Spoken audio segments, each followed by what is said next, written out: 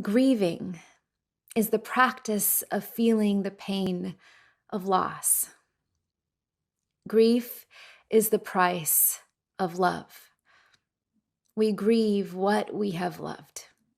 Loving someone means that one day there will be grieving. They will leave you or you will leave them. The more you love, the more you will grieve in this lifetime. Loving someone also means grieving with them. It means letting their pain and loss bleed into your own heart. And when you see that pain coming, you may want to put up the guardrails, sound the alarm, raise the flag, but you must keep the borders of your heart porous when you love someone. Think of the closest relationships in your own life. I think of my own husband, my partner, and any time he is undergoing loss and pain, what it means to sit with him and let his grief into my heart. That's what it means to love him well. There's no fixing grief. There's only carrying it and helping one another carrying it. You see, grieving is not something we just survive and overcome. It's an ongoing journey. It's an act of transformation. And when we are brave with our grief, it deepens our understanding of the world and ourselves. It deepens our capacity to love.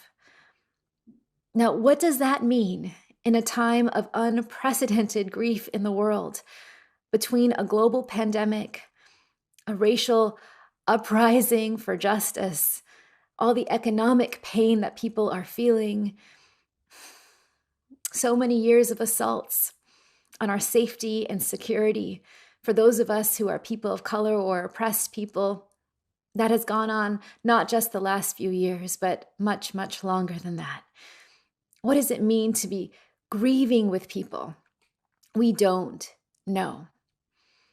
You see, grieving with people in the face of this kind of loss, this kind of injustice and violence, being present to their pain, is about building new relationships. You don't have to know people in order to grieve with them. You grieve with them in order to know them. And this shared grieving creates deep solidarity. You see, our solidarity is only as deep as our ability to love one another. And our ability to love one another is only as deep as our ability to weep with one another. Who we grieve with determines who we fight for, and not in a superficial way, not like I donated once to that or I used that hashtag that one time. No, I'm talking about a deep and sustainable way of showing up for communities because they are your sisters and brothers and siblings. That is how we last. That's how transformation happens.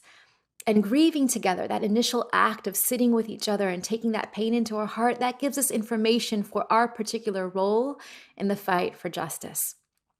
This is how grieving, shared grieving, becomes an act of revolutionary love.